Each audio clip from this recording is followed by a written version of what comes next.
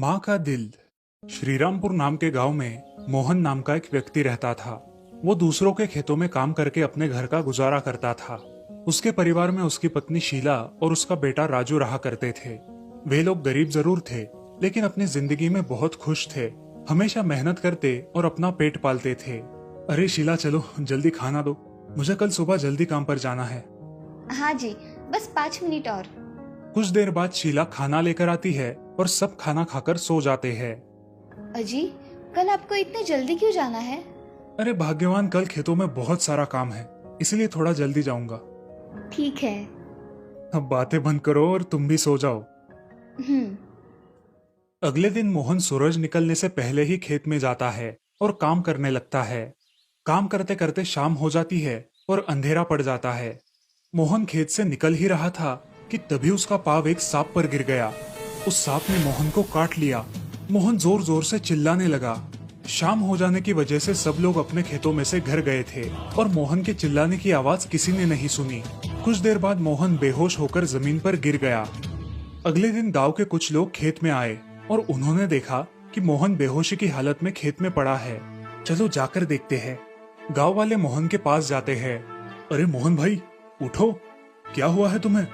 लेकिन मोहन नहीं उठता। तभी एक आदमी की नजर मोहन के पैर पर पड़ती है। अरे मोहन भाई को तो सांप ने काटा है, ये देखो उसके निशान। सारे लोग मोहन को उठाकर उसके घर लेकर जाते हैं। अरे, क्या हुआ है मेरे पति को? आप सभी ने ऐसे क्यों उठा कर ले आए हो? तभी एक आदमी शीला को सारी हकीकत बताता है। वो सब सुनकर शीला के पैरों के तले जमीन खिसक जाती है। हे भगवान, ये आपने क्या अनर्थ कर दिया। अब मैं क्या करूं? मेरे घर का गुजारा कैसे होगा? शीला फूट फूट कर रोने लगी। अब घर की सारी जिम्मेदारी शीला पर आ गई थी और शीला भी अब खेती में काम करके अपने घर का गुजारा करने लगी। ऐसे ही कुछ साल बीत गए। अब राजू स्कूल जाने लगा था। माँ, जल्दी टिफिन दो, मुझे स्कूल जाने के लिए देरी हो रही है। हाँ बेटा, अभी लाई। शीला टिफिन लेकर आती है और राजू को देती है। ऐसे ही कुछ साल बीत जाते हैं। राजू अब कॉलेज जाने लगा था। उसे कभी भी अपनी माँ की हालत पर दया नहीं आई थी। अब वो बहुत गैर जिम्मेदार बन गया था। अरे दोस्तों, क्यों ना हम सब कल कहीं पिकनिक पर जाए? हाँ हाँ, क्यों नहीं, बहुत मजे करेंगे। ऐसा कह के सारे दोस्त घर निकल जाते हैं और राजू वही बैठकर सोचने लगता है।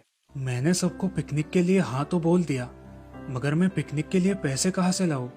इसी सोच में डूबे हुए राजू घर आता है और अपनी माँ से कहता है, माँ, मुझे कल के कल 5,000 रुपए चाहिए। अरे मेरे लाल, इतने सारे पैसे क्यों चाहिए तुम्हें? और मेरे पास तो इतने पैसे नहीं है बेटा। माँ, मुझे कुछ नहीं पता, आप मुझे कुछ भी करके आज शाम तक पैसे दे दो, नहीं तो मैं घर नहीं आऊंगा। अरे बेटा, ऐसे मत करो, लेकिन मेरे पास सच में इतने पैसे नहीं है। माँ, आप कुछ भी करो, मुझे पैसे चाहिए, मतलब चाहिए। ठीक है मेरे लाल, मैं कुछ करती हूँ। अब शीला सोच में पड़ जाती है कि इतने पैसे वो कहाँ से लाए। शीला अपने खेत के मालिक के पास जाकर आधे पैसे उनसे उधार लेकर आती है, लेकिन फिर भी पैसे कम पड़ रहे थे। अब शीला अपने पड़ोसी के घर जाकर और कुछ पैसे उधार लेकर आती है और जैसे तैसे वो 5,000 रुपए जमा कर लेती है। माँ, चलो मुझे पैसे दो, जल्दी। हाँ मेरे राजा बेटा, अभी देती हूँ। शीला राजू को पैसे दे देती है। दोनों खाना खाकर सो जाते हैं। दूसरे दिन राजू अपने दोस्तों के साथ पिकनिक के लिए निकल जाता है। बेटा, संभल कर जाना और पैसे बराबर रखना। हाँ माँ, मैं कोई छोटा बच्चा नहीं रहा अभी। राजू घर से निकलता है और सारे दोस्त पिकनिक के लिए बस पकड़ते हैं। बस में राजू की नजर एक लड़की पर पड़ती है। वो उसे बहुत पसंद आती है। राजू उससे बात करने लगता है। हाय, मैं राजू, आपका नाम? मैं प्रांजल। इस तरह बातों बातों में उसे उससे प्यार हो जाता है। लेकिन प्रांजल एक बहुत गुस्सैल लड़की थी। पिकनिक से वापस आने के बाद राजू प्रांजल को अपने घर लेकर जाता है। माँ, देखो मेरे साथ कौन आया है। कौन है बेटा? शीला प्रांजल की ओर देखती है, लेकिन प्रांजल शीला की ओर बहुत गुस्से से देख रही थी। कुछ देर रुकने के बाद प्रांजल उनके घर से निकल गई। माँ, कैसी लगी प्रांजल तुम्हें? मैं उसी से शादी करने वाला हूँ। बेटा, मुझे ये लड़की सही नहीं लगी। तुम्हें इससे कई अच्छी लड़की मिल जाएगी। आप मत सिखाओ मुझे, मैं शादी करूंगा तो सिर्फ प्रांजल के साथ ही। ठीक है बेटा, जैसे तुम्हारी मर्जी। तुम्हें पूरी जिंदगी निकालनी है उसके साथ। अगर तुम दोनों खुश रहते हो तो मुझे क्या दिक्कत हो सकती है? कुछ दिनों बाद राजू और प्रांजल की शादी हो गई। फिर एक दिन प्रांजल अपनी सास के साथ झगड़ा करने लगी। मैं कुछ काम नहीं करूंगी, तुम्हें करना है तो करो, नहीं तो छोड़ दो।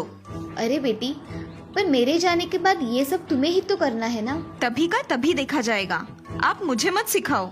शाम को जब राजू घर आता है, ए जी देखो ना, तुम्हारी माँ कुछ काम नहीं करती और मेरे से सब करवाती है और ऊपर से झगड़ा भी करती है। राजू बाहर जाता है और अपनी माँ को खरी खोटी सुनाता है। प्रांजल ये सब देखकर बहुत खुश हो जाती है। अब ऐसे ही चलने लगा। प्रांजल हर रोज राजू को उसकी माँ के बारे में भड़काती रही, राजू को अपनी माँ से दूर करती रही।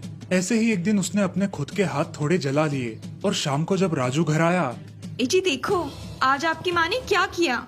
मैंने काम करने के लिए मना किया तो आपकी माँ ने मेरे हाथ जला दिए। प्रांजल की बातें सुनकर राजू बहुत गुस्सा हो गया। उसने अपनी माँ को घर से बाहर निकाल दिया।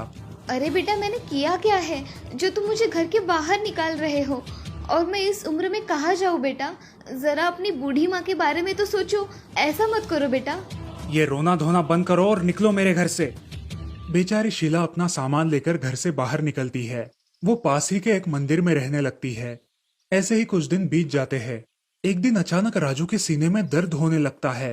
अरे सुनो प्रांजल, मेरी छाती में बहुत दर्द हो रहा है, मुझे हॉस्पिटल लेकर चलो। प्रांजल राजू को अस्पताल लेकर जाती है। डॉक्टर राजू का चेकअप करते हैं और प्रांजल से कहते हैं, देखिए मैडम, आपके पति के दिल में छेद है। हमें कल के कल कोई ऐसा आदमी ढूंढना होगा जो अपना दिल इन्हें दे, नहीं तो हम आपके पति को नहीं बचा पाएंगे। डॉक्टर की ये बात सुनकर प्रांजल बहुत डर जाती है। उसे समझ नहीं आता कि क्या किया जाए। ये बात राजू के पड़ोसन को पता चलती है और वो जल्दी से ये बात राजू की माँ को बताती है। जैसे ही राजू की माँ को ये बात पता चलती है, वो तुरंत अस्पताल आ जाती है और डॉक्टर से बात करती है। डॉक्टर साहब, मेरे बेटे को बचाओ। आप मेरा दिल ले लो, मगर मेरी बच्ची की जान बचा लो। शीला अपना दिल राजू को दे देती है और खुद अपने बेटे के लिए इस दुनिया को अलविदा कहती है। राजू का ऑपरेशन हो जाता है। अगले दिन जब राजू होश में आता है तो वो प्रांजल से पूछता है, अरे प्रांजल, मुझे क्या हुआ था? प्रांजल राजू को कुछ बताती तभी डॉक्टर वहां पर आते हैं। राजू, तुम्हारा ऑपरेशन एकदम अच्छे से हुआ है, अब घबराने की कोई जरूरत नहीं। मगर डॉक्टर, मुझे हुआ क्या था? तुम्हारे दिल में छेद था। तुम्हारी माँ ने तुम्हें अपना दिल देकर तुम्हारी जान बचाई है। ये बात सुनकर राजू और प्रांजल की आंखों में आंसू आने लगे। राजू फूट फूट कर रोने लगा। क्या मेरी माँ ने अपना दिल मुझे दिया? हाँ राजू, तुम्हारी माँ ने अपना दिल तुम्हें दिया है। अब वो इस दुनिया में नहीं रही। डॉक्टर की बातें सुनकर राजू हक्का बक्का हो जाता है। प्रांजल को अपने किए पर बहुत पछतावा होता है। तभी राजू अपने दिल पर हाथ रखता है और उसे एक आवाज सुनाई देती है। मेरे लाल, मैंने तुम्हारे लिए सब कुछ किया, मगर तुम्हें मेरी चिंता कभी हुई ही नहीं। लेकिन बेटा, मैंने तुम्हें कहा था ना, मैं तुम्हें कभी भी किसी बात की कमी पड़ने नहीं दूंगी। बस मैंने तो अपना वादा निभाया। खुश रहना मेरे लाल। ये सब सुनकर राजू बहुत रोने लगा, मगर अभी रोकर कुछ फायदा नहीं था। राजू की जान तो बच गई थी, लेकिन अब उसके पास उसकी माँ नहीं थी। दोस्तों, एक माँ अपने बच्चों के लिए कुछ भी कर सकती है। इस दुनिया में माँ से बड़ा न कोई है और ना ही कोई हो पाएगा। जिनके नसीब में माँ और पिता दोनों का प्यार है, वो इस दुनिया के सबसे अमीर और खुशनसीब लोग हैं। हमेशा अपने माता पिता का आदर करो।